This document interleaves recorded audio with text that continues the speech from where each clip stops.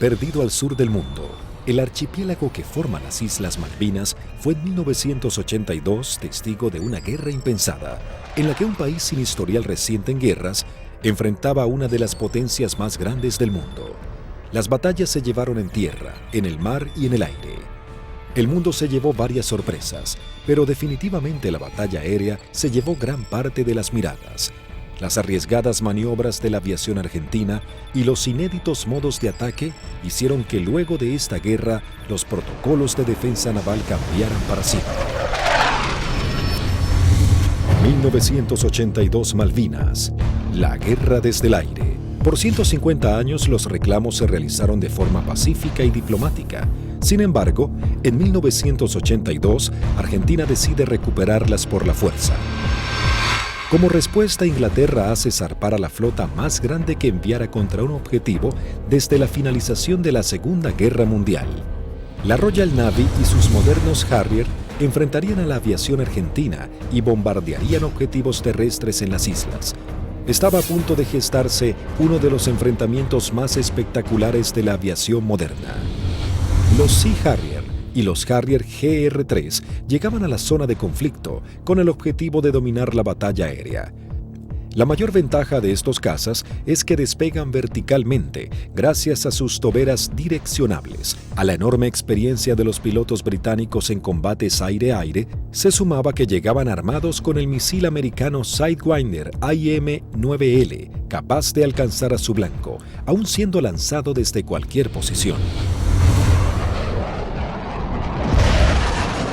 Argentina se preparaba para enfrentar a las fuerzas de tareas británicas con diferentes aviones que había adquirido en los últimos 40 años. Si bien tecnológicamente estaba muy lejos del ejército británico, los pilotos tenían confianza en su desempeño. Había que pensar que el A4, el Skyhawk, era un avión que se compró de un diseño de la década del 50. Es un avión que la Fuerza Aérea lo compró usado en el desierto de Mojave, se le hizo el overhaul y se trajo a la Argentina, voló aproximadamente 140.000 horas antes de la Guerra de Malvinas, o por ahí, o sea que es un avión que tuvimos muchísima experiencia. La flota de la Fuerza Aérea Argentina estaba compuesta por las máquinas que para el momento eran antiguas. En 1955 había iniciado un plan de renovación de sus cazas y bombarderos pesados. Los primeros que habían llegado al país luego de implementar esta política fueron los bombarderos Canberra, que para aquel momento contaban con un sistema de armas de vanguardia. Y en Inglaterra surgió una polémica, pues había algún sector que quería vender y tener a Argentina como un cliente de equipo militar, operaciones comerciales que eran muy rentables, muy redituables, pero un sector del Foreign Office se opuso terminantemente porque consideraban que ese era un riesgo y que la Argentina, con aviones como el Canberra, podía o estaría en condiciones de intentar ocupar las posesiones inglesas en el Atlántico Sur y en la Antártida, básicamente las Islas Malvinas, ya en el año 55. La mayoría llevábamos muchos años en la unidad, habíamos tenido un adiestramiento muy bueno, muy adecuado. Para nosotros esto era como participar en uno de los tantos ejercicios que se hacían, ¿no es cierto?, en esa época, y se simulaban operaciones reales, con lo cual teníamos un adiestramiento muy bueno y aparte un conocimiento mutuo entre las tripulaciones muy bueno, ¿no es cierto?, y aparte un espíritu realmente que nunca decayó. En la década de los 60, la Fuerza Aérea adquiere el cazabombardero A4 Skyhawk de manufactura americana. La Fuerza Aérea Argentina comenzó a recibir sus primeros A4 en 1966 y en 1974 se adquirió un nuevo lote de 25 Skyhawks A4C. La Fuerza Aérea Argentina también contaba con un avión de combate de fabricación nacional, IA-58 Pucará. Una docena de cazas a reacción Mirage 3 que habían sido adquiridos con la finalidad de proveer defensa aérea a la ciudad de Buenos Aires también estaban al servicio de las batallas aéreas. 39 aviones Dagger de origen israelí, su principal función era la cobertura aérea y el bombardero. En 1972, la aviación naval argentina adquirió un lote de 16 Skyhawks A4Q, que fueron destinados a la tercera escuadrilla de caza y ataque con asiento en la base aeronaval de Comandante Espora. La tercera de caza y ataque con Skyhawk había desarrollado numerosas técnicas o tácticas propias para atacar naves a mar abierto. Era una unidad desde ese punto de vista muy experimentada y reconocida inclusive por su capacidad. Estos Skyhawks, a diferencia del A4B y C, se caracterizaban por ser un sistema de armas capaz de operar desde el portaaviones argentino 25 de mayo. Pero para finales de 1981, los veteranos Skyhawks habían llegado al límite de la vida útil y la escuadrilla estaba a punto de pasar a retiro. Estaba pasando la escuadrilla por uno de sus peores momentos de la historia. Mejor dicho, el peor momento de la historia. 7 de los 10 aviones que contaba la escuadrilla estaban fisurados. Y eso significaba el cambio de las alas para poder seguir volando con seguridad. Algunos se pudieron cambiar, 2 de ellos se cambiaron el ala, pero los otros, los menos afectados, volaron con el larguero fisurado durante todo el conflicto. Y con respecto a los cohetes eyectores de asiento, también se ordenó que mientras durasen las operaciones no se iban a considerar vencidos esos cohetes, así que volamos con los cohetes de eyección vencidos. Así que el material nos encontraba a principios del 82 con solamente 3 aviones en servicio y que podían volar gracias a que la Fuerza Aérea nos había facilitado en préstamo 3 cohetes eyectores de asiento. Eso sumado a las falencias que ya se veían arrastrando de a tiempo, como los cañones de 20 milímetros que se trababan y que nunca fueron cambiados como pedíamos por los cañones DEFA de 30 milímetros que tanto éxito habían tenido los israelíes con su incorporación. Siempre tuvo apoyo la escuadrilla, pero llegaba un momento de transición. La incorporación de los aviones superestandar significaba que se iba a dejar de operar este sistema de armas donde una escuadrilla que se estaba formando recibía todo el apoyo y la otra escuadrilla que estaba cerrándose de alguna manera. Finalmente, la Armada Argentina acababa de adquirir una nueva tecnología francesa, el caza bombardero embarcado Super Étendard, capaz de lanzar el misil AM-39 Exocet concebido para ataques a unidades de superficie. La segunda escuadrilla de ataque, aeronaval de caza y ataque equipada con Super Étendard, era una unidad de élite de alta tecnología, pero que recién estaba recibiendo sus aviones y tenía como tarea desarrollar y aprender a utilizar este arma que era muy potente y que no tenía equivalente en la región. También se contaba con un lote de cazas a reacción Air Macchi 326 GB y Air Macchi 339, que tenían la capacidad de poder operar en terrenos desfavorables y pistas cortas. La Operación Rosario, cuyo objetivo fue recuperar el control argentino en las Islas Malvinas, se llevó a cabo en las primeras horas del 2 de abril de 1982. Un grupo de comandos anfibios de la Armada Argentina desembarcó en las islas, redujo a la pequeña guarnición británica y tomó posesión del gobierno. El 2 de abril de 1982 estaba destinado en la 5ª Brigada Aérea, en el grupo 5 de caza, y a las 7 de la mañana, la presentación normal que hacíamos todos los días, nos enteramos que habíamos recuperado nuestras Islas Malvinas. El 2 de abril, cuando fui hacia la escuadrilla, cuando ingresé, ahí me enteré que habían tomado las Malvinas. Una sensación de incertidumbre. Así que me encontraba de oficial de guardia y en ese momento recibo la noticia de la toma de Malvinas. Me tomó totalmente de sorpresa. Bueno, yo pertenecía al escuadrón 1A4C, que tenía su asiento en la ciudad de Mendoza. Estábamos haciendo unas prácticas en la base de Río Gallegos. Era una práctica usual que tenía la Fuerza Aérea en aquellos años de desplegar escuadrones, se llamaban escuadrones móviles, al sur de nuestro país, como para que todo el personal estuviera adiestrado y conociendo un área de un posible conflicto. A partir de ese momento nos preparemos, ¿no?, para lo peor. Tras el estupor mundial y el fracaso en las negociaciones, el gobierno de Margaret Thatcher envía su flota al sur de Sudamérica. La Fuerza de Tareas Británicas estaban compuestas por diversas unidades de combate, portaaviones, destructores, fragatas misilísticas, submarinos, buques de asalto, logísticos y de desembarco.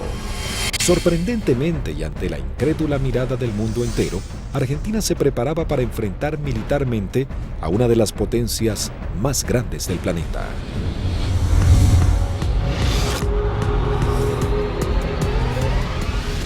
Los pilotos argentinos tuvieron un veloz entrenamiento para aprender a neutralizar objetivos navales sin ser derribados. La operación exigía sortear los sistemas de detección y defensa de los buques para poder aproximarse al blanco y lanzar sus bombas por encima del mismo. Había que equilibrar la inferioridad tecnológica con la capacidad humana.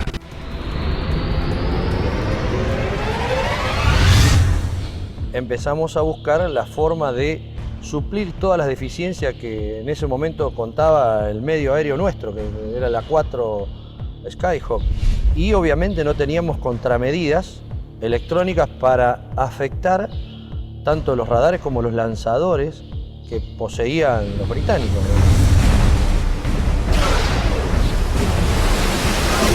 Los misiles que tenían desde 30 kilómetros, desde 20 kilómetros, 15 kilómetros y a partir de ahí cañones o armamento liviano, digamos. O sea, tenían una defensa muy grande para un solo elemento que podía ser un destructor, digamos.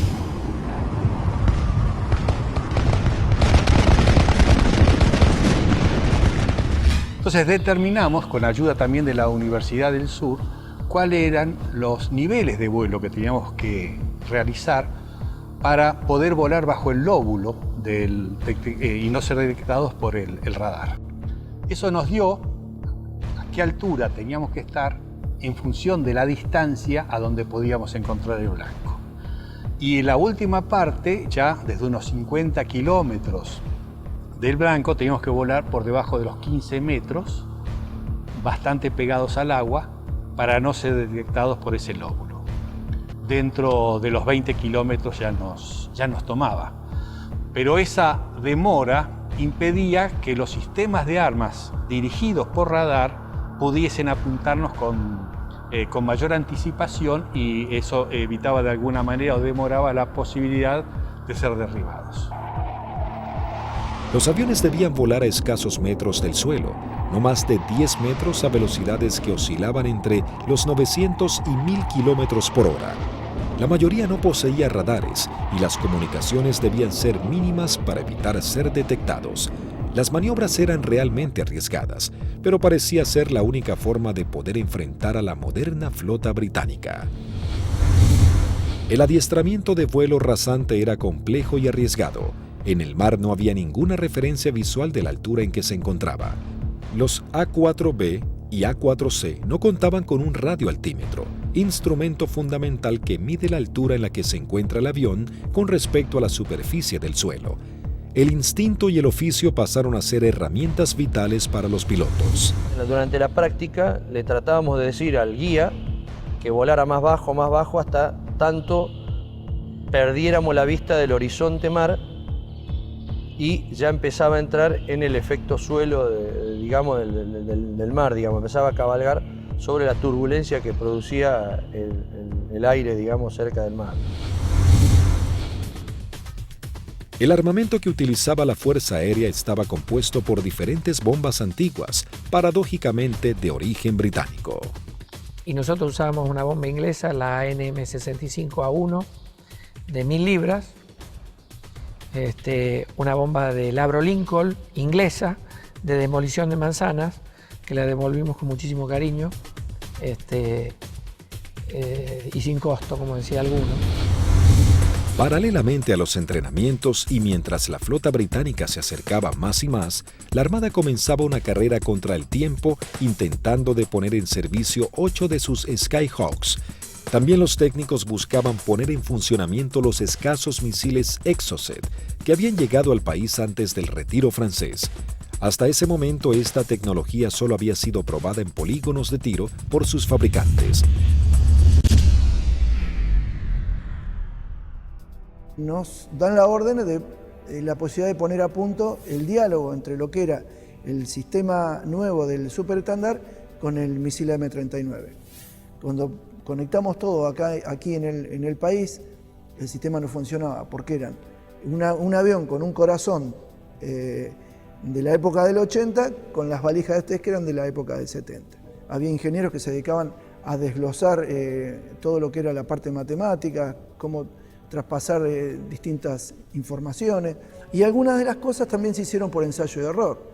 Se iba buscando como un candado a combinación, ¿no? Se iba buscando número por número hasta llegar al número ideal que el misil pueda leer la información del avión. Y bueno, eso nos llevó un tiempo, hasta que un día la valija que reemplazaba al misil nos da que el misil había salido y que todos los parámetros que habíamos colocado estaban incorrectos. Eso ya nos daba un alto porcentaje de seguridad de que el misil por lo menos recibía la información correcta.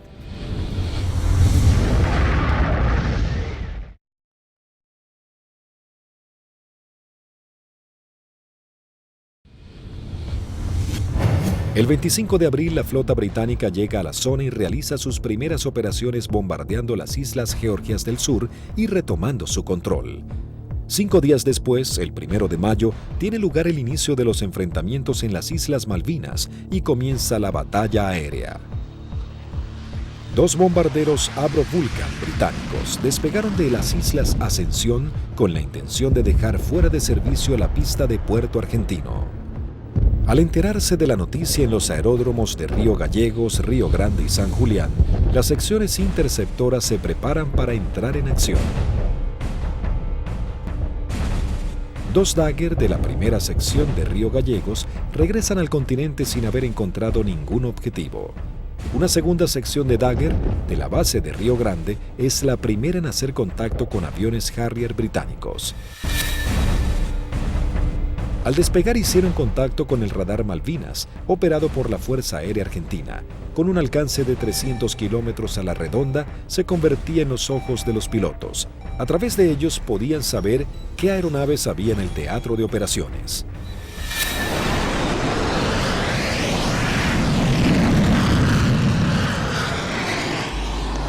Tienen 2 pichones para ustedes a 120 millas náuticas, 20 grados firme.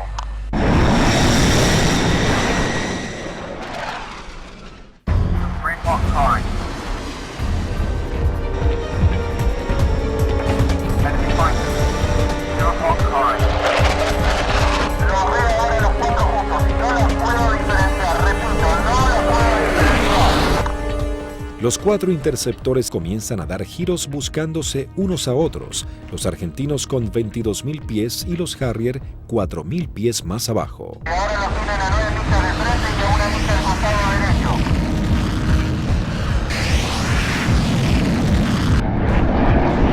Los Harrier, invirtiendo sus toberas, cambian rápidamente de dirección para enfrentar la amenaza argentina. Ahora los Harrier están enfrentados a ustedes, repito, están enfrentados. Los Harrier se niegan a tomar altura para enfrentar a los argentinos, ya que los Dagger tienen un mejor desempeño en altura. Tampoco los argentinos descienden a donde el Harrier corre con ventajas. Por esta razón no se produjo combate alguno. Esa misma tarde se produce la primera baja cuando el primer teniente Ardiles, en uno de los Dagger, armado con misiles Chaffir y cañones, pone rumbo solitario a las islas. Dirigido por el radar Malvinas, a un eco se acerca a su misión, sin saber que en realidad se aproximaba a una trampa mortal. Lo que erróneamente el radar detectó como un objetivo eran 2 Sea Harriers en formación cerrada. Al descubrir la amenaza argentina, uno de los Sea Harrier se coloca como señuelo, mientras el otro maniobra para colocarse por detrás.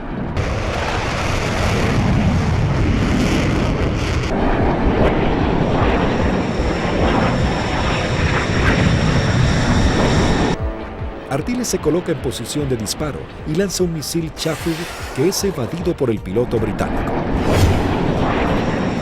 En esos segundos decisivos, el segundo Harrier logra colocarse detrás del avión de Ardiles y acciona su disparador lanzando un misil contra el Dagger. El piloto argentino no pudo eyectarse. Tras patrullar la línea de la costa, 3 Dagger de la base aérea de San Julián prosiguen hacia Puerto Argentino. Antes de llegar se encuentran frente a 3 buques británicos que están bombardeando el área. El destructor y las 2 fragatas abren fuego contra los aviones argentinos sin poder alcanzarlos. En ese momento el capitán Di Meglio lanza sus bombas sobre el destructor. Luego los Dagger inician el escape mientras una patrulla de Harrier va a su encuentro. Los aviones británicos abortan inmediatamente su ataque cuando 2 Dagger armados con misiles se interponen entre ellos y la escuadrilla para facilitar el escape de los argentinos. El 1 de mayo habían comenzado las hostilidades y ambos bandos mostraban todo su poderío y el valor de sus pilotos. Era el bautismo de fuego para la Fuerza Aérea Argentina.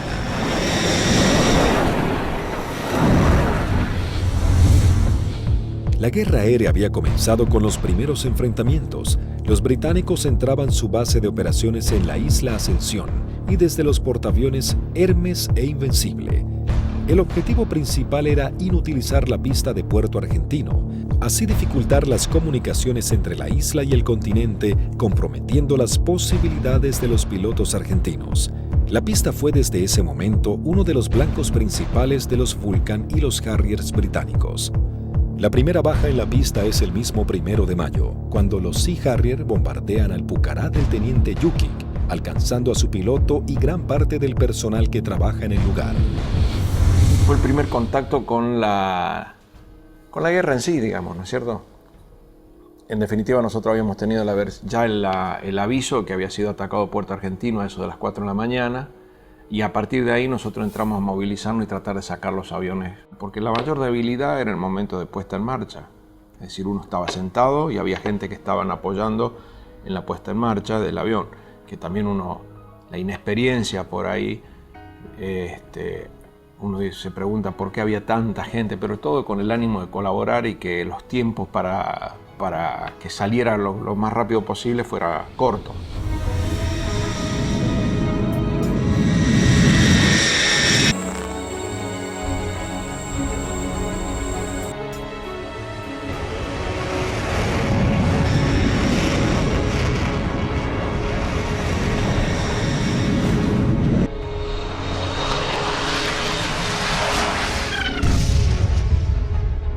Desde armeros, de suboficiales técnicos, electricistas, todo dando vueltas alrededor del avión, que casualmente, desgraciadamente, es el avión donde impactan y casi todos ellos fallecen. A partir de allí, los arribos a Puerto Argentino eran muy arriesgados. Entonces llegamos a Puerto Argentino el 17 de mayo al atardecer. Y me sorprende cuando llegamos porque no hay nadie recibiendo honor.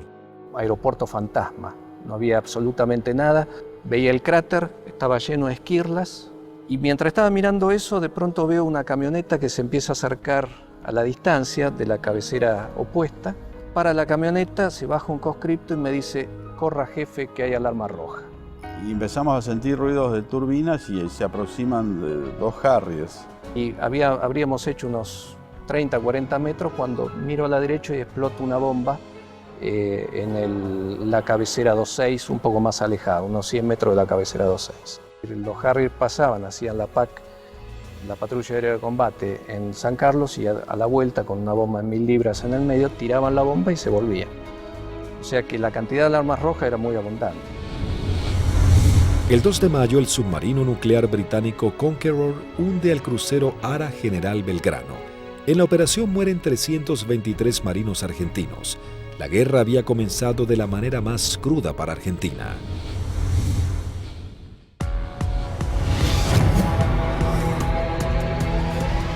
Mientras Argentina buscaba reponerse del hundimiento del crucero General Belgrano y los británicos comenzaban a familiarizarse con el lugar y el clima adverso de la región, la guerra del aire se encrudecía cada vez más.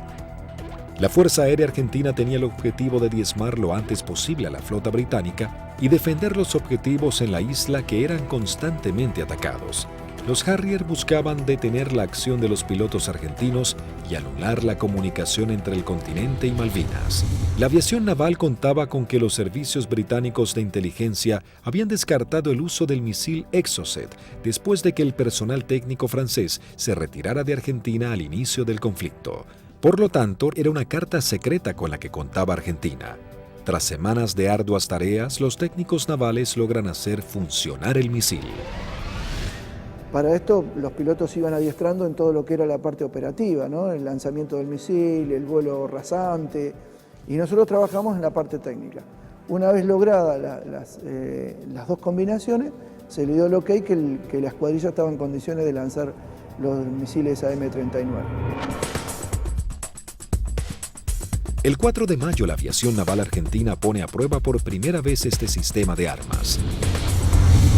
La segunda escuadrilla de caza y ataque monta una misión con 2 Super Etendard y un avión explorador Neptune y el apoyo de un reabastecedor Hércules de la Fuerza Aérea Argentina. El avión explorador Neptune detecta 3 contactos. Los 2 pilotos de los Super Etendard, tomando por sorpresa a los británicos, lanzan sus misiles contra el Sheffield. Bueno, ahí fue una satisfacción enorme porque todo el sacrificio arduo que habíamos hecho para poder poner a punto lo que era algo que nos parecía imposible, había dado buenos resultados. La aviación naval argentina lograba hundir el primer buque británico y se convertía en pionera en la utilización de esta tecnología. El extremo entrenamiento comenzaba dando esperanzas a los pilotos argentinos. Tras días de bombardeos y cañoneos sobre los puestos argentinos en las islas, las réplicas de los soldados y los pilotos argentinos, los ingleses habían logrado interrumpir las rutas de contacto entre los puestos y la base argentina. La comida comenzaba a escasear en la vanguardia y el clima bajaba abruptamente. Los pilotos argentinos patrullaban el aire en busca del lugar exacto en el que los ingleses buscarían hacerse a tierra.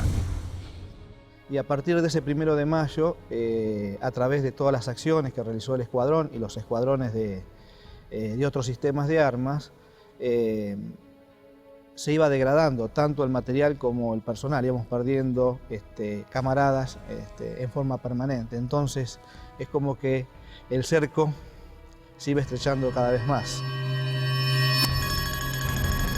Finalmente, el 21 de mayo, comenzaba la última etapa de la guerra con el desembarco en la bahía de San Carlos.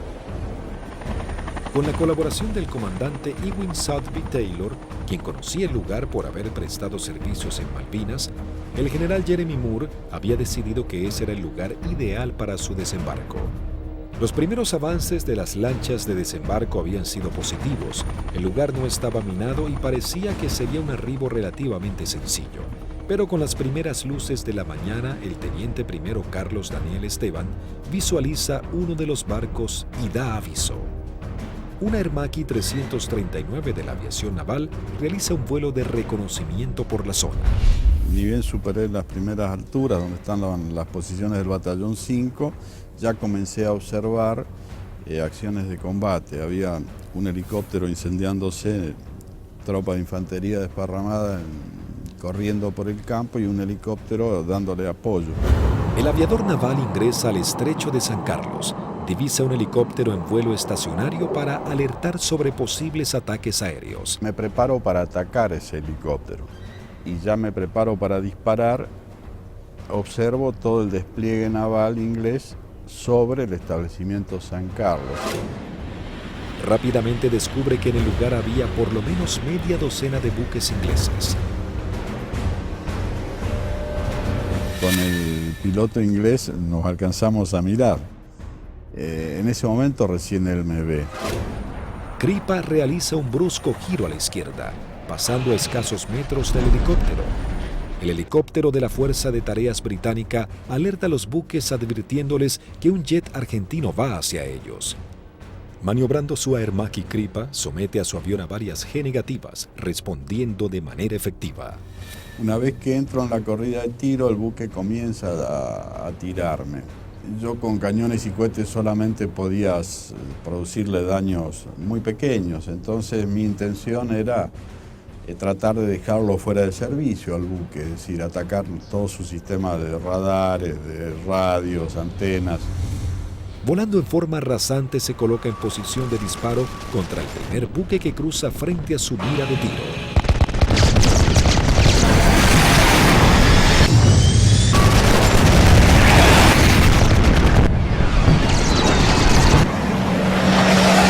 Tuve que recobrar muy fuerte mi avión con mucha fuerza para no pasar y cortar sus antenas. Una vez realizado el ataque Kripa, vuela entre medio de toda la flota británica. Las unidades ni los efectivos abren fuego por temor a impactarse entre ellos y el piloto argentino logra escapar. Entonces voy escapando sobre la península esta hasta salir del alcance de tiro de ellos y de ahí teóricamente tenía que volver.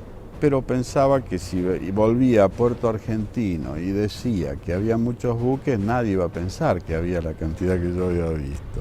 Así que hice una órbita en ese lugar y en el anotador de rodilla que teníamos hice un croquis, posicionando los buques que yo vi en ese momento.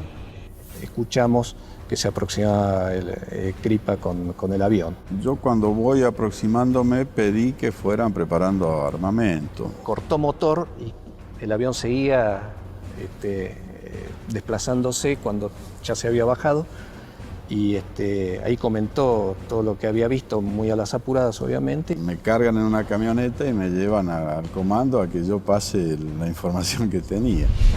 Tras su arribo al aeropuerto de Malvinas y pasar un informe detallado de la situación, todas las unidades aéreas de la Armada y la Fuerza Aérea Argentina se preparan para realizar ataques a los objetivos navales que se encuentran en la zona de desembarco.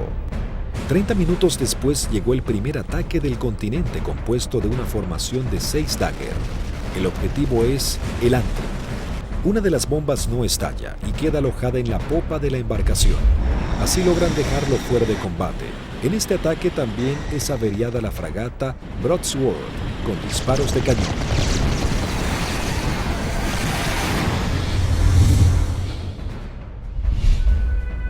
En Río Grande, las escuadrillas de Dagger y A-4Q navales parten para atacar blancos ubicados en el estrecho de San Carlos. Argentina intentaba dominar el espacio aéreo en el archipiélago. Había poco que hablar en ese momento. Hicimos la última información de meteorología y con lo que nos trajo el capitán Castro Fox, salimos 2 secciones reforzadas. Yo salí con el teniente Márquez y el teniente Arca y el sublíder era el teniente Rótolo con el teniente Lecuri y el teniente Silvester.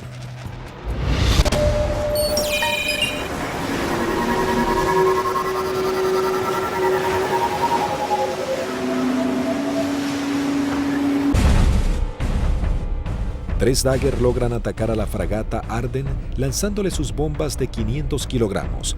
Una de ellas explota en la popa dañando seriamente un helicóptero Sea Lynx y su sistema de defensa.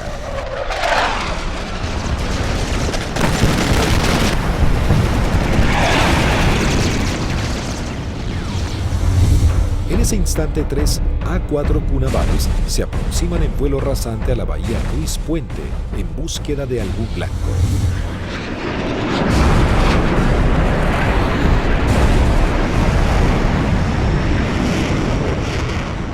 Había lluvia, chubascos, techos bajos y poca visibilidad, condiciones totalmente desfavorables en caso de encontrarnos con algún buque inglés, porque su radar y su sistema de detección de blancos nos iba a ver y lanzar los misiles mucho antes que nosotros los viéramos a él. Los Skyhawk detectan visualmente a la fragata Arden visiblemente averiada. Les ordené atacar, conectamos máster de armamento, que era el único punto que faltaba. Iniciamos un giro para atacar desde una posición relativa favorable. Los 3 A-4Q navales se aproximan en vuelo rasante a 900 kilómetros por hora.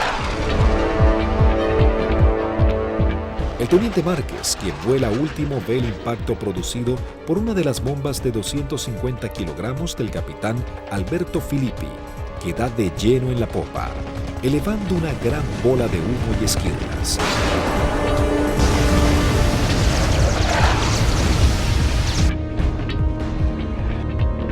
comienzo un giro hacia la izquierda y le digo a mis numerales que nos escapamos por la misma, quiere decir que regresamos a base por la misma.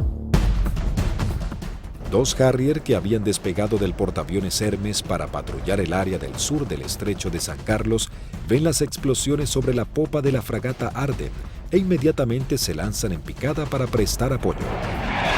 Y escucho la voz del teniente Márquez que dice Harrier, Harrier.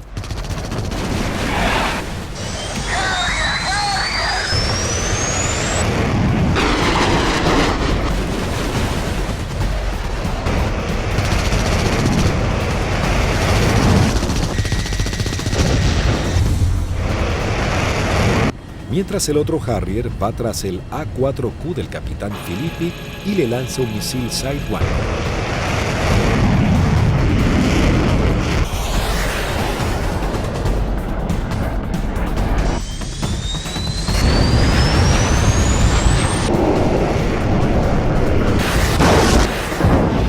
En ese momento escucho una explosión muy fuerte. Se sacude todo el avión, empieza a encabritarse con la nariz hacia arriba y girando hacia la derecha. Miro hacia la derecha, estaba girando y veo un Harrier que se aproxima como para un remate demasiado cerca para mi gusto. Entonces le digo a la división, me dieron, me eyecto, estoy bien. Una fuerte explosión, un golpe muy fuerte en todo el cuerpo, me desmayo. Cuando recupero el conocimiento estaba descendiendo en paracaídas sobre el estrecho de San Carlos. El impacto fue bastante más fuerte de lo que yo me hubiera imaginado. Tuve suerte porque el mismo paracaídas, una vez que entro en el agua, se acuesta y el viento lo infla y el viento mismo me sacan de abajo del agua y me lleva hacia la costa, ¿no? En la costa, bueno, llegué, estaba realmente agotado.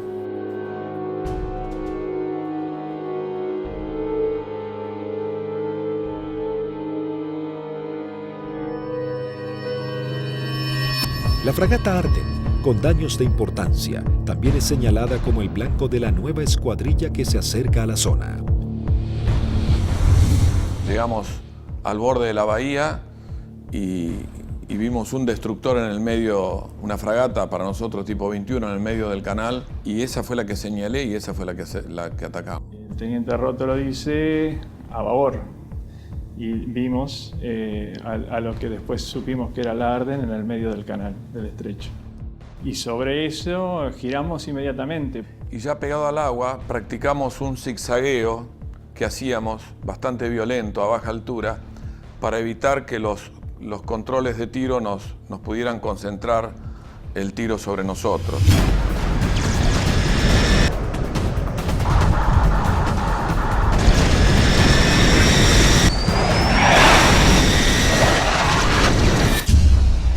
Lo que parece una eternidad antes tiene que ascender a 60 metros, 200 pies, nivelar el avión y empezar a hacer puntería si quiere que la misión sea efectiva. Yo vi que se inundaba el mar de piques y uno sigue con esa trayectoria, ya no tiene otra alternativa.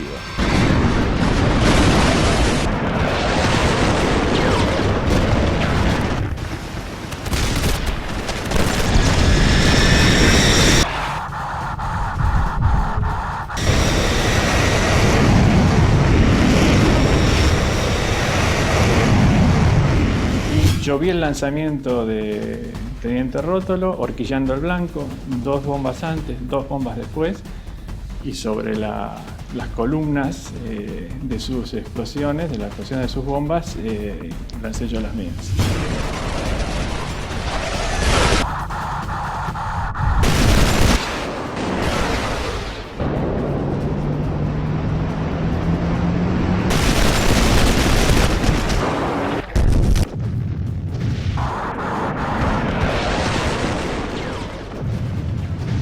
Mientras lanzaba, intentaba no perderlo de vista, porque de hecho estábamos con combustible muy marginal y él tenía un equipo que yo no tenía a bordo, que era el BLF, que es un equipo de navegación y que le permitía una navegación precisa. Mi seguridad de hacer el camino más corto de regreso al aeropuerto era mantenerlo a él a la vista. A pesar de todo el fragor del ataque, alcancé a decirle: rompo por derecha y me voy por el morro del costado, y al poco tiempo un silencio y poco a poco fueron apareciendo. Primero Lecour, después Sylvester. Y ahí nos volvimos a juntar.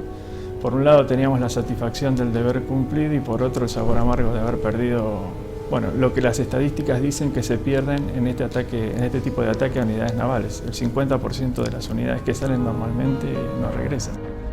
Sí, es un ataque, es violento, es muy violento lo que se vive en la cabina. Debido a los ataques que sufrió ese día, la fragata HMS Ardent se une en las frías aguas del estrecho. Sin embargo, las fuerzas terrestres británicas preparan el avance a Puerto Argentino. Las batallas eran cada vez más encarnizadas. El ejército británico debía lidiar con las tropas argentinas apostadas en las islas, los ataques certeros de la aviación y con el clima que día a día se volvía más frío. El 23 de mayo se desata un nuevo ataque contra otra de las unidades de superficie claves de la Fuerza de Tareas británica. Esta vez el blanco es otra fragata clase 21, la Antelope. El primer ataque a los buques en San Carlos comienza poco después de las 9 de la mañana con escuadrillas de Skyhawks navales y de la Fuerza Aérea. Una segunda escuadrilla de 4 Skyhawks A4B de la Fuerza Aérea Argentina se abre paso a través del fuego antiaéreo y de los misiles. Los A4B, a cargo del primer teniente Luciano Guadagnini y el alférez Gómez, se dirigen hacia la fragata Antelope para atacarla. Guadagnini inicia su corrida de ataque, lanza su bomba y es alcanzado. El impacto deja su avión fuera de control, pero el piloto logra enderezar su A4, aunque no pudo evitar la colisión contra el mástil de la fragata. El piloto no alcanza a eyectarse antes del impacto.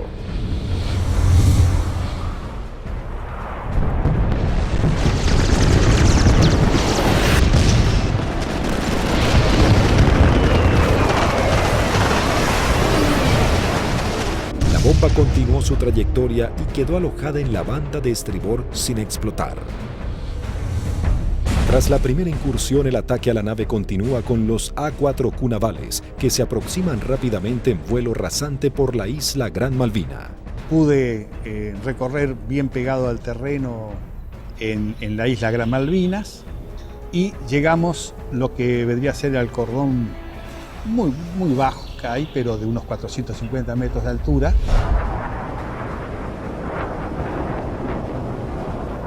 Tuve que descender para poder ir hacia la altura de lanzamiento, que son unos 100 metros, y el primer buque que vi en la bahía San Carlos era una fragata de tipo 21, tenía un helicóptero en popa, recuerdo, y me dirijo hacia ella como el primer blanco que había observado.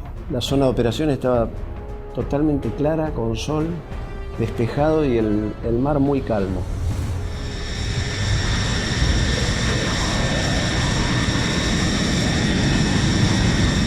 Todo era como en las ejercitaciones que siempre hacíamos con flota, un buque que simulábamos el ataque, el buque que nos apuntaba, pero esta vez en vez de apuntarnos tiraba también.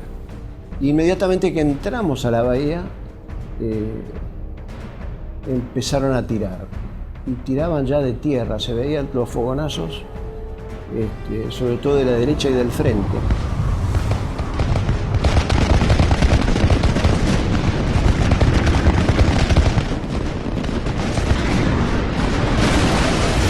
Cuando estaba más cerca de la entrada a la bahía, puedo ver sobre la izquierda a un buque que era más redituable como blanco, porque era un buque grande de tipo logístico. Así que cambié el arrumbamiento para seguir sobre este buque. En un momento dado quise tirar cañones porque tiraban de todos lados y salieron 2 disparos y se me trabaron los cañones. Así que me quedé con la bomba. Veo que desde la proa del buque sale una especie de bengala que reconozco que era un misil, y el misil era un SICAT, que venía en forma así errática hacia mi avión. Hago una maniobra evasiva, un fuerte giro hacia la derecha, algo veo pasar por el costado así de la cabina. Pero evidentemente el misil ese me había sacado en la corrida de puntería, que si bien no me derriba, logra el objetivo de que yo no pueda lanzar con mayor precisión las bombas y evidentemente mi salva fue larga. Habían borrado las matrículas de los buques, así que se veía un buque gris clarito sin poder identificar qué buque era. Cuando paso lanzo, eran 2.000 libras de peso que largaba en un instante, el avión hace una cabreada, quiere subir, impido que subo y cuando miro adelante estaban tirando de todos lados.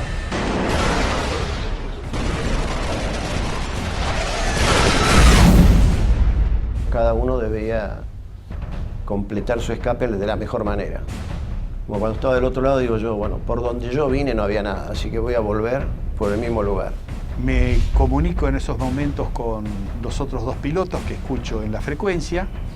Se los escuchaba contentos porque, bueno, estábamos regresando. Yo aterricé, controlé normal el avión, no tuve ningún problema.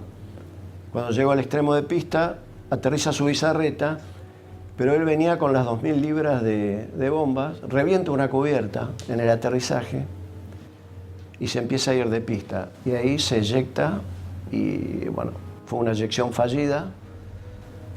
Termina falleciendo a raíz de la eyección. Así que cuando salgo a los 600 metros, tenía la pista adelante, me dicen que aterrice del lado derecho, le pregunto por qué, me dicen que aterrice del lado derecho nuevamente, reafirman y bueno, cumplo esa orden de aterrizar sobre el lado derecho y en la carrera de aterrizaje veo que había un A4 que estaba en pilón, apoyado sobre la nariz, en el tren principal de la nariz y sin la cabina.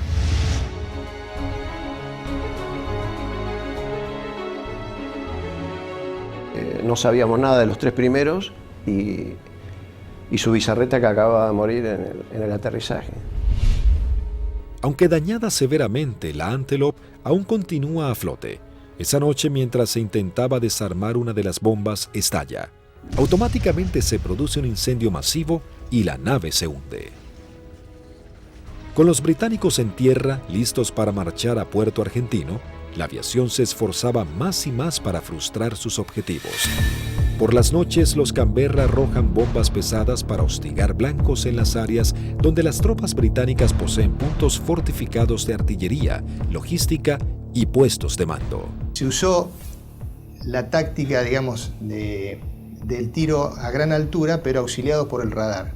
La mayor amenaza para nosotros eran los misiles tierra-aire y las patrullas de Harrier.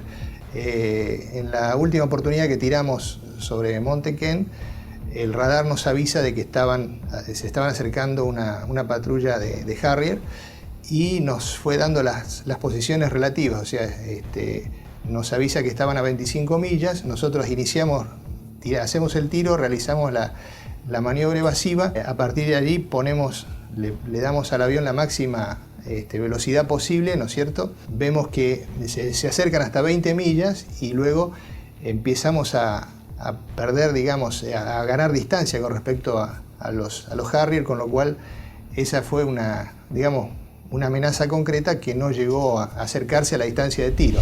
Con las primeras luces de la mañana del 25 de mayo, el mayor ataque de la aviación argentina comenzaba a gestarse. El almirante Woodward, jefe de la Marina Británica, previendo la situación, rápidamente despliega sus unidades para sostener los ataques. Los observadores navales argentinos mantienen actualizada la posición de los buques enemigos mientras las escuadrillas llegan a la zona. En el continente, los dos Super Étendard de la Armada Argentina preparaban los misiles AM-39 Exocet para un segundo ataque sobre la flota británica con un rumbo de acercamiento diferente para lograr una mayor efectividad. Los británicos tienen certeza que los aviones aparecerán desde tierra, pero los radares no pueden detectarlos. A las 15:20 horas surgen dos A4B sobre la isla Borbón y se dirigen hacia mar abierto, encontrando a la fragata y el destructor frente a ellos. Los A4B lanzan su armamento. Una de las bombas rebota en el mar e impacta sobre el buque atravesando su cubierta de vuelo, destrozando la parte delantera de un helicóptero Sea Lynx y luego cae al agua. Los otros dos A4 se acercaban en rasante rápidamente hacia los buques. Yo iba del lado izquierdo y mi guía del lado derecho, y como no teníamos radar, obviamente, el control lo hacíamos con nuestros ojos. A mí me tocaba controlar desde el frente a la izquierda y el guía del frente a la derecha. No teníamos otra alternativa, digamos.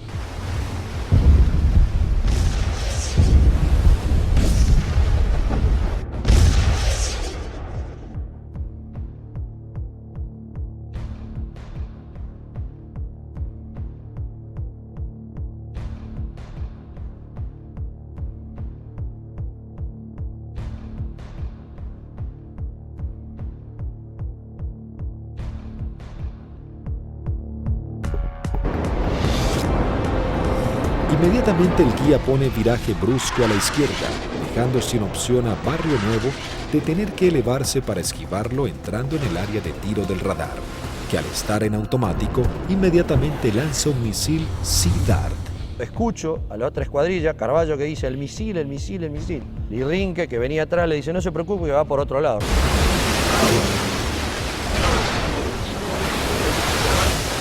Claro, no iba para ello.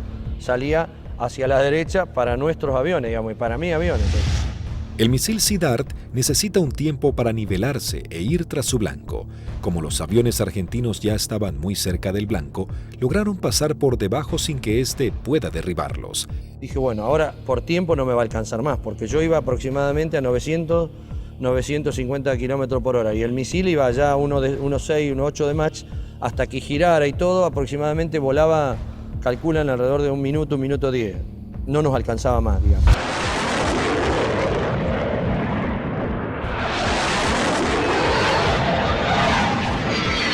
Y yo lo veo al guía porque le iba formando un poquito más atrás, unos 50, 100 metros más atrás, y veo perfecta las bombas cuando la lanza y impactan a no más de 1 metro del agua.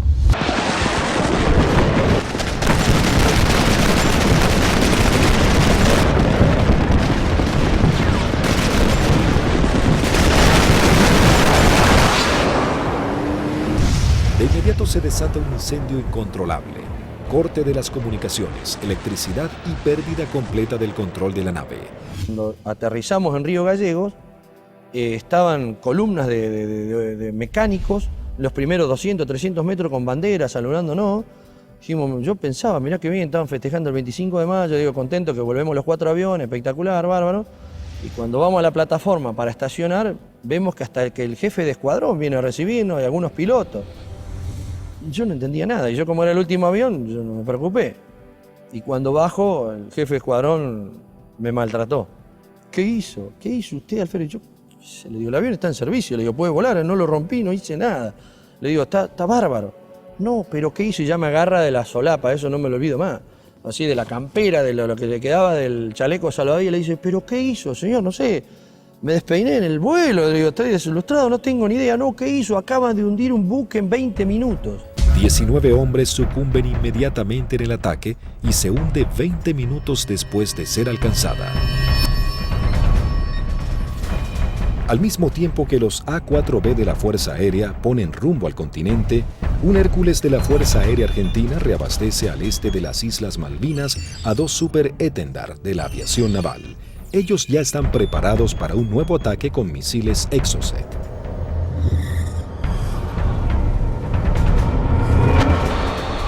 A unos 60 kilómetros de la flota británica, los Super Étendard detectan varios ecos en sus radares. Eligen los más grandes y mientras toman altura de lanzamiento, los datos son transmitidos a sus misiles de manera automática.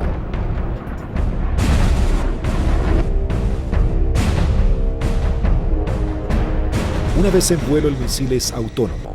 ya tiene los datos del objetivo cargados en su memoria y se dirige a casi el doble de la velocidad del sonido a escasos metros del agua.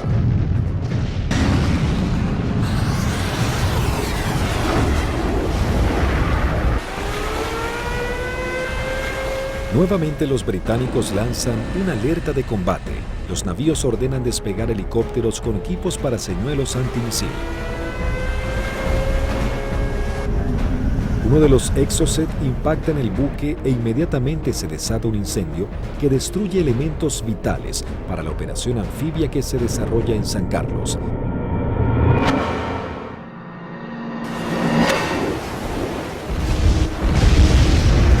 El buque es abandonado y se hunde unos días después.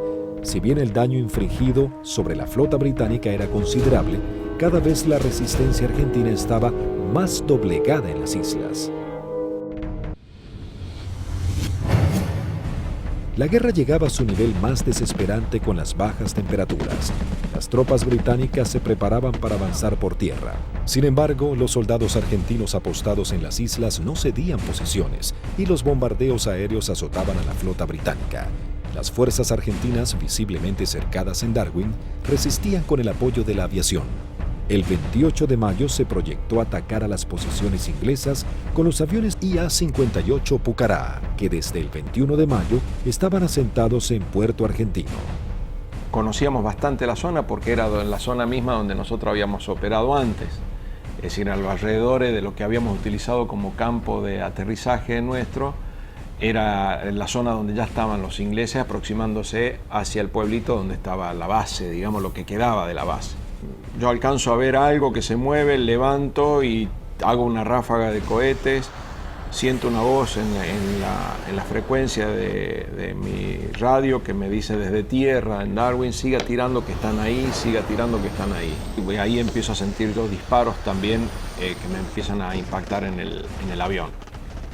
El Pucará, si tiene alguna cosa, es la maravilla del gran poder de absorción de impactos, digamos, porque la manera que yo sentía que me pegaban, digo, me van a desarmar el avión. Yo trato de salir, como los impactos que me pegaban eran casi todos del lado derecho, quiero salir virar el avión hacia la izquierda y ahí el avión ya no me responde. Bueno, entonces ahí tomo la decisión de eyectarme. Muy bajo, yo ya estaba, creo que no más de 15, 20 metros del suelo. La sensación de estar colgado en un paracaídas no la tengo porque fue como si hiciera un salto desde un techo al suelo, porque fue todo demasiado rápido. Tengo grabado en la memoria que pasa el avión abajo mío todavía y el agujero a través de la cúpula por donde había salido el asiento.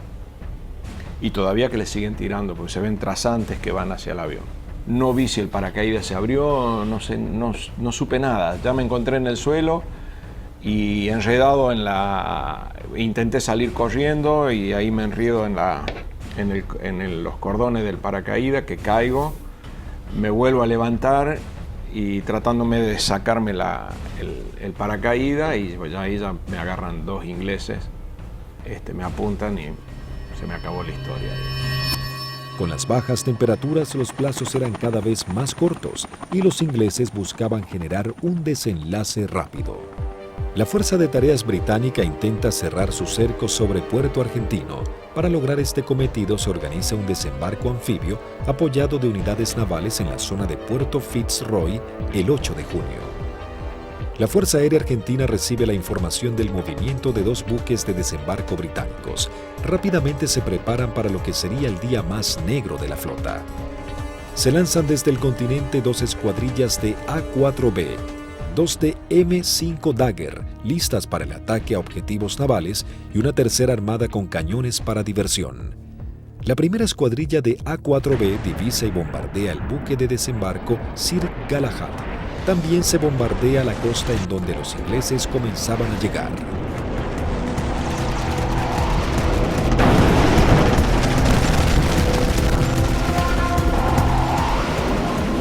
La Fuerza Aérea Argentina, sabiendo que ha logrado impactar en los buques de desembarco, redobla su apuesta y envía una escuadrilla de A-4C y 2 A-4B para bombardear las posiciones terrestres en la cabeza de playa.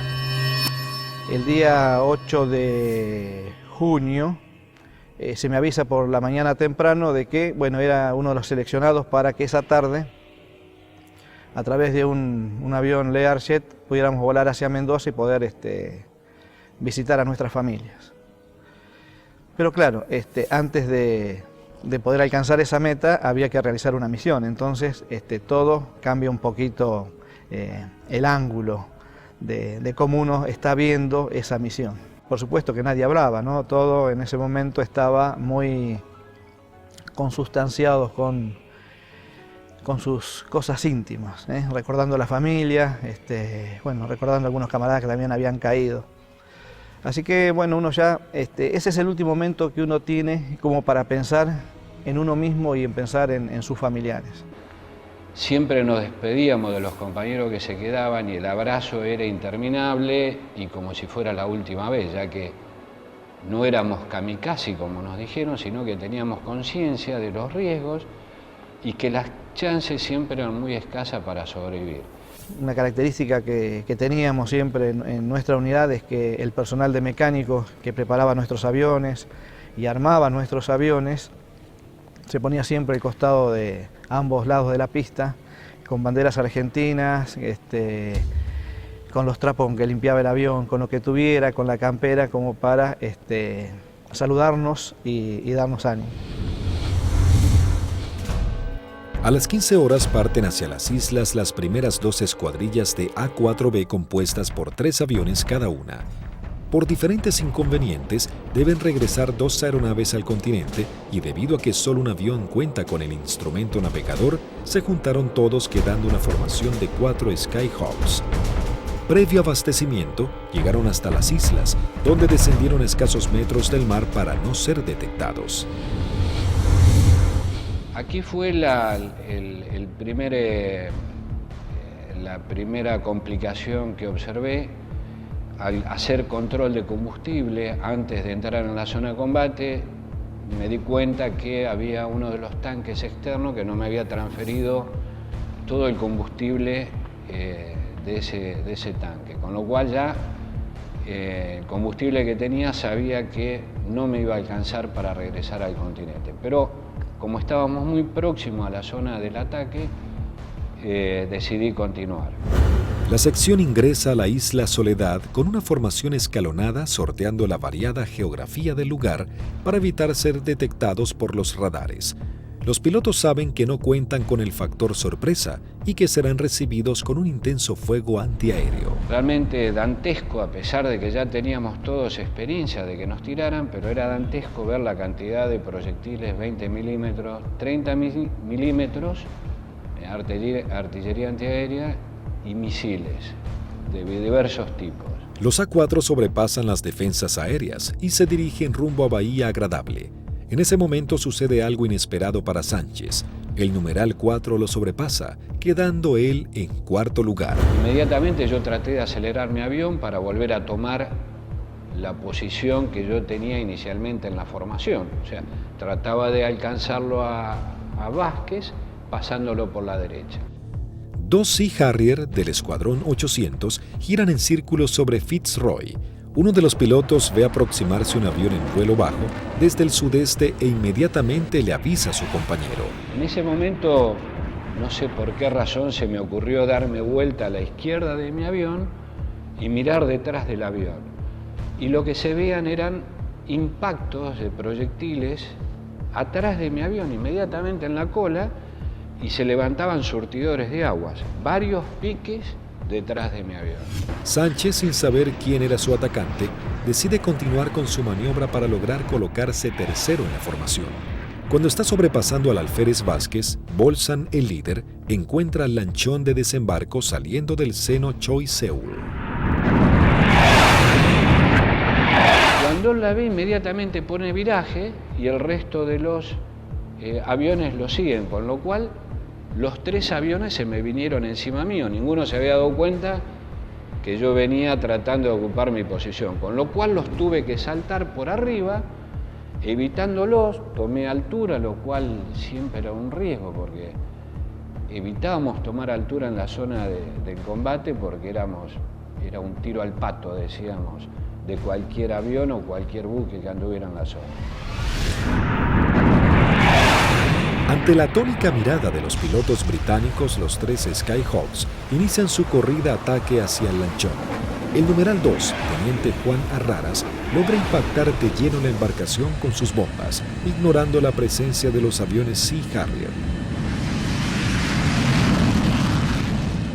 Hay algo que me llama la atención a mi derecha y a unos 500 metros veo 2 Sea Harrier a la misma altura que yo, bien formaditos, paralelos, un poquito más retrasado el segundo avión. El guía era David Morgan y el numeral Smith. El Sea Harrier lanza su primer Sidewinder hacia el avión de Arraras e inmediatamente Sánchez da la alerta. Cuando vi eso, que lanzó el misil, les doy la voz de alerta a mis compañeros, o sea, misil en el aire, 2 Sea Harrier. Arraras es impactado por un misil en su parte trasera, dejándolo fuera de control. Si bien se eyecta, no logra sobrevivir. El Harrier arremete contra el segundo A4. Tiene en su mira al avión de Vázquez. Lanza su misil impactándolo de lleno y sin que pudiera eyectarse.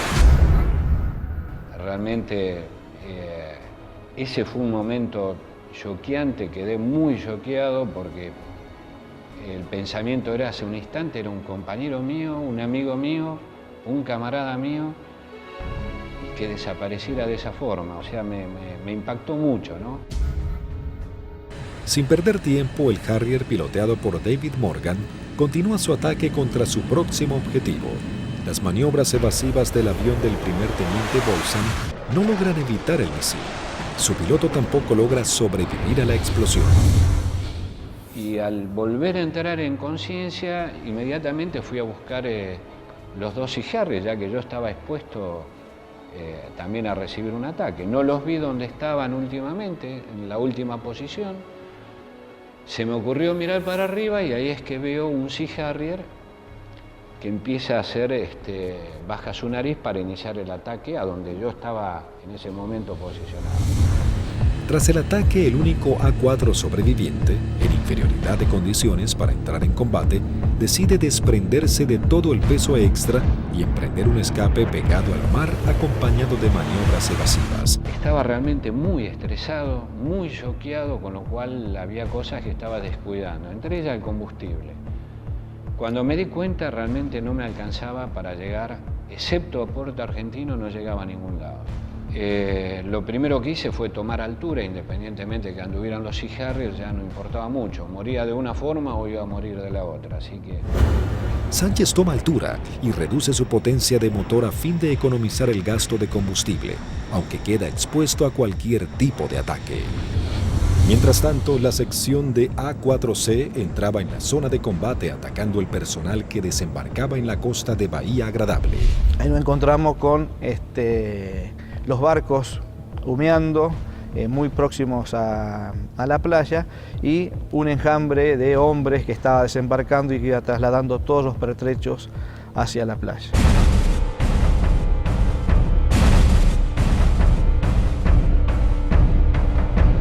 A partir del momento en que nos visualizaron, comenzaron a disparar tanto con armas livianas como con los misiles Blue Pie, que son misiles transportados por un hombre.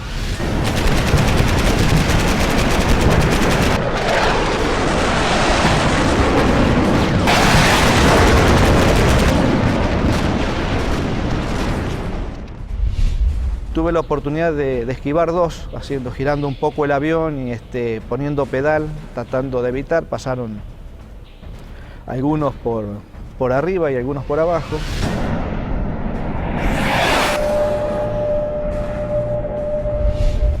Siento también una explosión en la parte delantera de mi avión, que bueno, puede ser algún misil que me haya tocado, pero pude seguir operando, lancé las bombas y en el momento en que giro a la izquierda veo a mi numeral que está escapando hacia la izquierda con una luz roja que lo está siguiendo. Cuando gira hacia el otro lado veo al numeral del capitán Caffarati también con otro misil en la cola y le vuelvo a gritar, pero hace caso omiso, pero era a través o por el problema que yo tenía de mi equipo de radio. El Skyhawk del teniente Sánchez se encontraba expuesto en altura, con sus cañones trabados y sin combustible para llegar a la base. Toda su escuadrilla había sido derribada y no había sobrevivientes. De la decisión del piloto podría salvarse, caer prisionero o congelarse en medio del mar. Mientras tanto, en algún lugar sobre el Océano Atlántico, el teniente Sánchez decide arriesgarse e ir en busca del Hércules reabastecedor, descartando la idea de regresar a las islas para eyectarse y ser tomado prisionero. Cuando vamos camino al reabastecedor, escucho la voz del momento el teniente Sánchez, el Pipi Sánchez, que había sido uno de los únicos sobrevivientes del ataque anterior.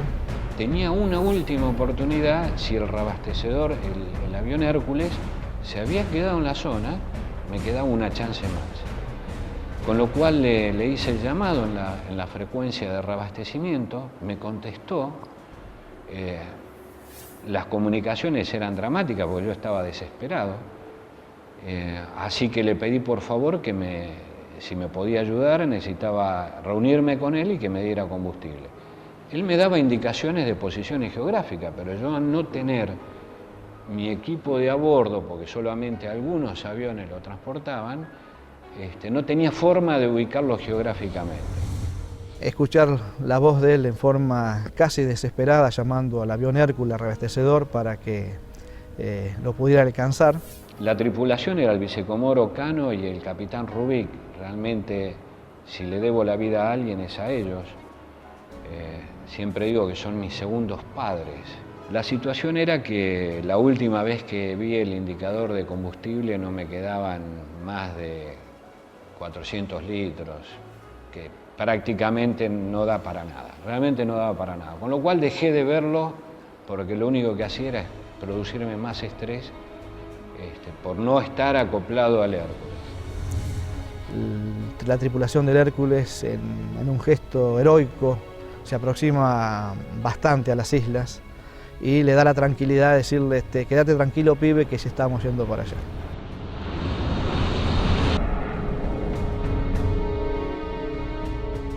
Y luego pude acoplar y me transfirieron combustible que me permitió llegar a Río Gallegos, a nuestra base.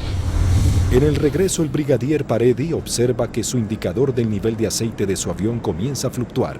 Nuevamente el fantasma de la caída en medio del océano vuelve a aparecer. Con lo cual digo, bueno, puede ser que me hayan producido alguna perforación, esté perdiendo aceite y se grane el motor y acá me queda a mitad de camino. Lo único que atiné fue a sacar mi libreta de control de procedimiento, donde tenía una foto de mi señora y mis hijos, para echarle una última mirada, para decir, bueno, por lo menos están en mi recuerdo hasta el último momento.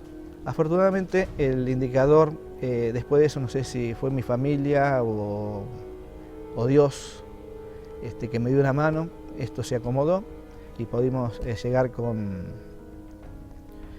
felicidad a la base San Julián. Con las últimas luces del día, aterriza el teniente Sánchez luego de su trágica misión. Llegué prácticamente en las últimas horas, ya estaba oscureciendo. Me impresionó mucho en el momento que llegué a plataforma, choqueado, transpirado, mal, estresado, ver los mecánicos de mis 3 compañeros que no iban a volver, que los estaban esperando. Así fue como terminó ese día. Lamentablemente los 3 compañeros míos murieron, 2 fueron derribados por David Morgan y 1 por el Smith, volando sigilado.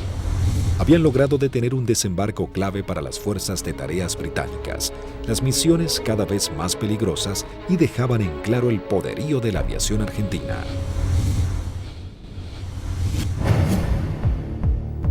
La guerra terminaba, sin embargo las misiones de la Fuerza Aérea eran cada vez más arriesgadas. El 13 de junio, a horas de finalmente firmar la dimisión argentina, comienza a tomar forma un ataque que podría haber cambiado el curso de la batalla final por las Islas Malvinas. El día 13 de junio, que fue ataque objetivo terrestre, en principio cuando comenzó el conflicto del Atlántico Sur, los pilotos teníamos cierta aprehensión a los ataques a objetivos navales, ¿no? Porque la fragata tenía de todo para defenderse. Cuando fue avanzando el conflicto y llegamos ya casi a los finales y los ingleses ya tenían buenas posiciones tomadas en tierra, realmente se complicaba el ataque a objetivo terrestre porque estaban las defensas terrestres, las aéreas y encima las navales, había que sortear todas. Pero realmente era para lo que habíamos estado preparados toda la vida, y creo que esa fue una misión en la cual los ingleses estuvieron sorprendidos de cómo nosotros llegamos al corazón del Estado Mayor, que estaba en Monte Dos Hermanas, al pie del Monte Dos Hermanas. 2 escuadrillas de A-4B del Grupo 5 armados con 3 bombas retardadas por paracaídas toman parte de la última misión de combate de la Fuerza Aérea Argentina. La acción es osada y peligrosa: atacar y destruir el comando del Estado Mayor británico del general Jeremy Moore, jefe de las fuerzas británicas. En esa misión volamos casi unas 350 millas, un equivalente a unos 700 kilómetros, rasante. Iban tan bajos, tan rasante, que el chorro de los aviones quedaba marcado en el agua. Entonces me resultaba más fácil seguirlos. Y ahí escuchamos al radar Malvinas, que salió en frecuencia y preguntaba: ¿hay alguien en frecuencia? Fue la primera vez que en mucho tiempo que el jefe de escuadrilla rompió el silencio de radio, el capitán Varela, y dijo: los nenes. Muy bien, dice el radar Malvinas. Yo tengo, no los tengo, pero tengo una PAC al norte, 2 aviones, etcétera, etcétera. Tengo una al sur, tengo una al oeste y tengo una al este. Le volvió a preguntar el capitán: ¿usted nos ve? El radar Malvinas le dijo: no. Entonces ellos tampoco. A las 12 horas del mediodía, las 2 escuadrillas ingresan al área de Malvinas para dirigirse a su blanco. Cuando estábamos sobrepasando el acantilado, vimos que estaba posado ahí un helicóptero, un Sea-Lynx británico, que son los que lo usaban ellos como de vedores.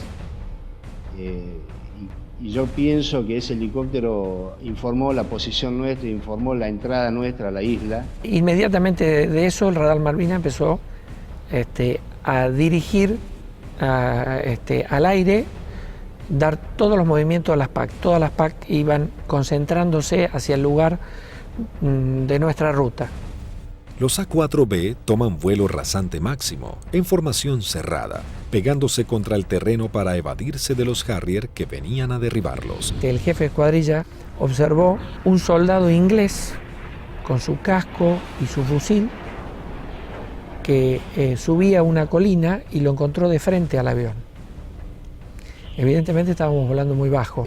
Varela iba como siguiendo el terreno, volando bajo, y por momentos se perdía de vista. Cruzamos esa pequeña loma y por delante nuestro había un campamento muy prolijo con unos shelters y una veintena de helicópteros aterrizados en ese sitio, y un despliegue de gente. Los 4 Skyhawks logran sortear el terreno y llegan al corazón del Estado Mayor británico. Hasta que escucho tirar, dice Varela, tirar. Y veo ahí veo los fogonazos de los 4 bombardeos que hicieron cada uno de los aviones. Los A-4B se dirigen directamente al cuartel general y lanzan sus bombas. En medio del caos e improvisando la defensa, el general Moore escapa del ataque. Pude ver el impacto de los helicópteros en marcha y el impacto de los cañones nuestros, una mancha marrón que iba pegando en cada uno de las puertas del helicóptero. Yo era la primera experiencia que tenía de haber tirado tan cerca. Incluso uno de los helicópteros despega y, digamos, nos pone el rotor de frente al avión.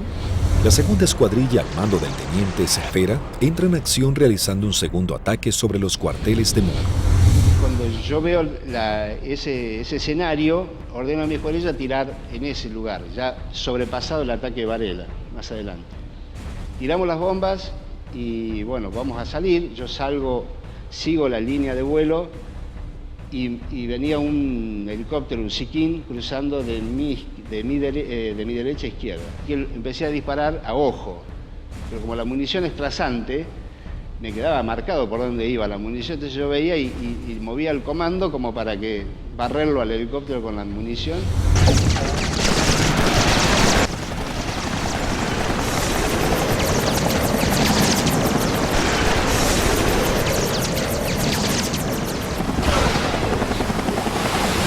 Y ahí mi numeral, que venía acá, a la izquierda mía, de Lepiane, me dice, él ve el lanzamiento de un misil que me venía hacia mi avión y me pide, dice, por derecha, Tuco, por derecha.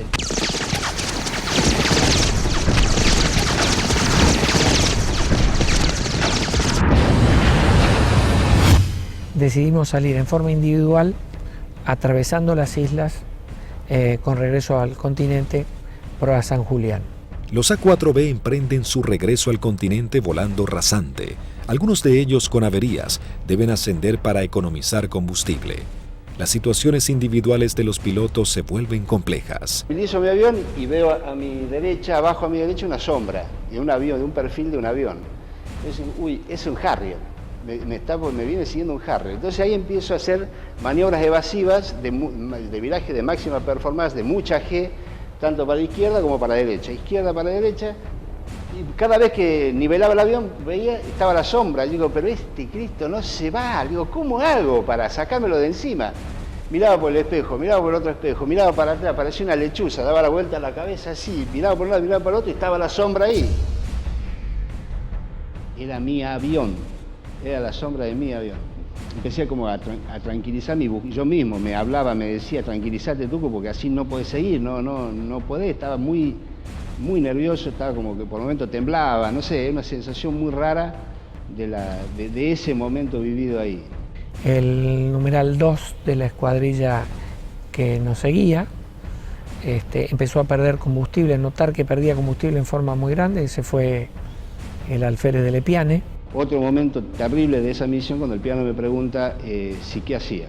Imagínate, el alférez me dice que voy al reabastecedor o me eyecto en la isla. Una decisión que yo, por más jefe de escuadrilla que fuera en ese momento, yo no la podía tomar porque estoy decidiendo sobre la vida de un camarada y de un amigo. Era muy difícil. Dije, piano, encomendate en Dios, pedile a Dios que te ayude y decidí vos, no me lo pidas a mí, por favor, decidí vos.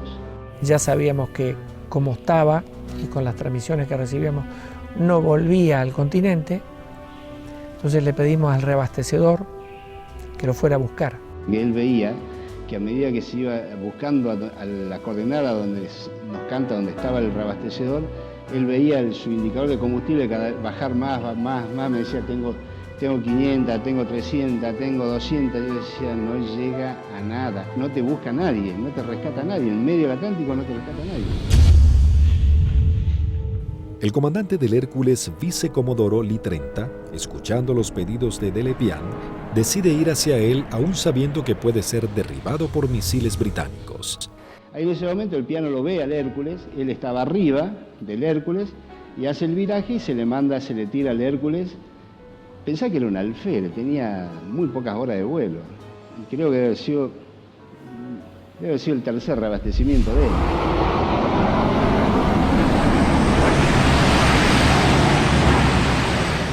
Ahí el reabastecedor se arrimó a las islas en un acto de arrojo terrible, ascendió, lo buscó lo encontró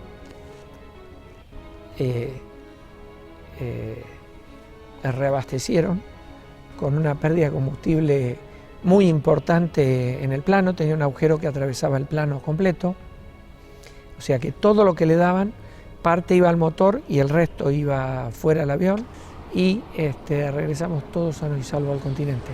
Todos llegamos, incluso del Epiale.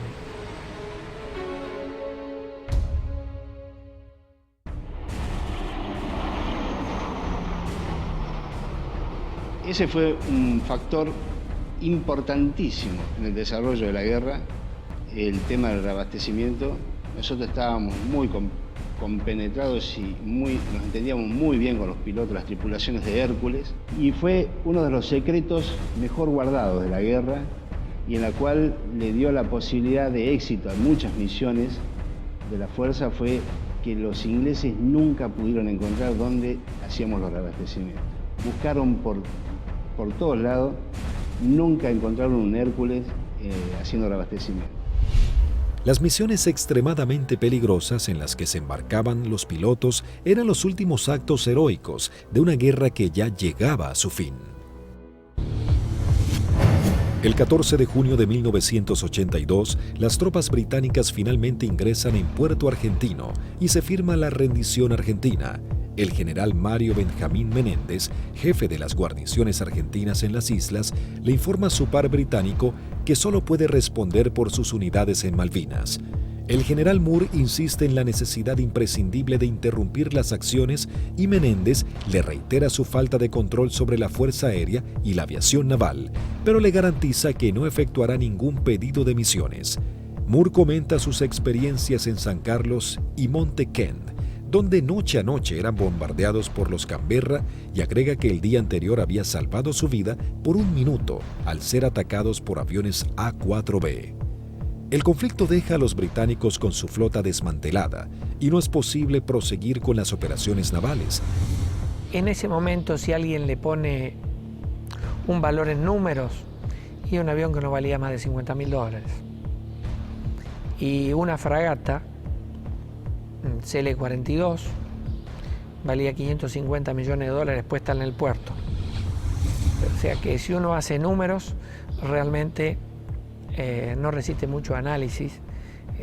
La guerra económica la ganó la Fuerza Aérea Argentina, desde ese punto de vista, ¿no? Y la Armada con sus A4, porque eran aviones viejos que nadie calculó que tenían la capacidad de hacer el daño a una de las primeras flotas del mundo.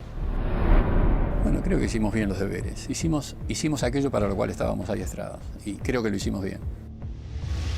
Yo creo que esa es la demostración más grande del profesionalismo y de la cadena que hace que ese hombre, en definitiva el último eslabón, llegue y cumpla con su objetivo.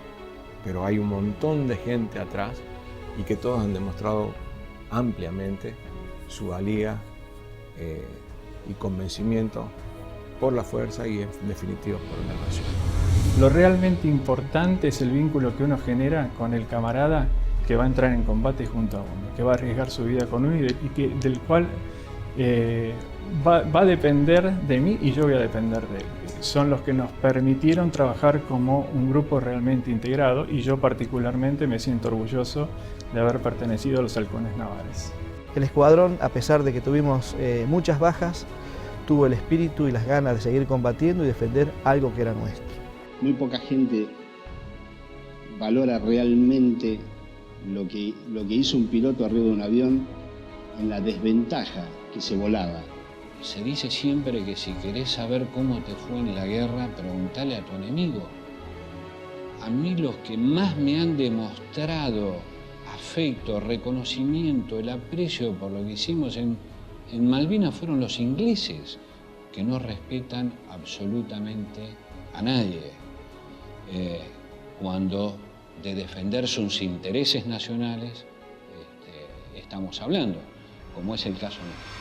La voluntad y el deseo de poder cumplir con la misión y cumplir con ese juramento que en algún momento hicimos cuando éramos cadetes, de defender la bandera y la patria hasta perder la vida. 36 aviadores de la Fuerza Aérea Argentina y 4 de la Aviación Naval Argentina perecieron en operaciones de combate y accidentes. Los que más hay que resaltar de lo que fue la participación de Argentina en Malvinas, hemos dejado grandes hombres, padres de familia, dieron su vida, que es lo más caro que hay, para defender ese interés nacional, y no lo tengamos en cuenta y no lo resaltemos. Creo que es lo fundamental. Primero y fundamental, el mejor recuerdo para aquellos que dieron todo, que es fundamentalmente la vida de aquellos que no volvieron. Es el gran honor para mí de haber compartido haber conocido héroes vivos.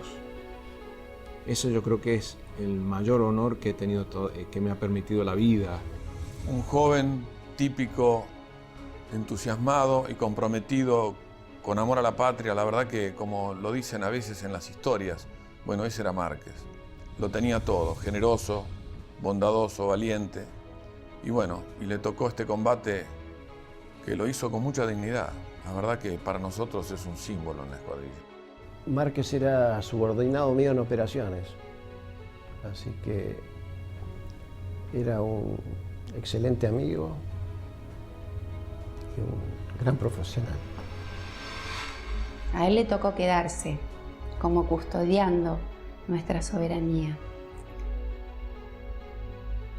Pero yo siento que su vida, aunque fue muy corta, fueron apenas 29 años, él vivió una vida muy plena. Fue tras un sueño, que fue volar, y lo logró, lo alcanzó. Y durante todos estos años lo necesitamos, sobre todo su familia, su esposa Graciela y sus 2 hijos, Andrea y Lucianito, que no alcanzó a conocer, no había nacido todavía cuando él fue para las Malvinas. Y si yo tuviera que decirle algo, le diría: misión cumplida, querido hermano. Allá están y nos siguen esperando. Malaver, me sigue esperando Bustos, Gavassi, Nívoli, Ibarlucea, Arrarás, Vázquez, Bolzán, todos nos están esperando. Así que es un dolor que todavía uno lo está tratando de superar, a pesar de los 27 años. El conflicto de Malvinas dejó un sabor amargo, pero marcó la impecable profesionalidad de los pilotos argentinos, quienes con tecnologías claramente inferiores y algunas que ni siquiera habían sido probadas, lograron dar batalla y sorprender al mundo con maniobras y estrategias de combate que jamás se habían utilizado. Si Argentina la recupera, será por la vía diplomática, con inteligencia, con trabajo. Es como se lo explico a mis hijos. Malvinas, con toda la calma del mundo, significa la persistencia de la necesidad de recuperarlas.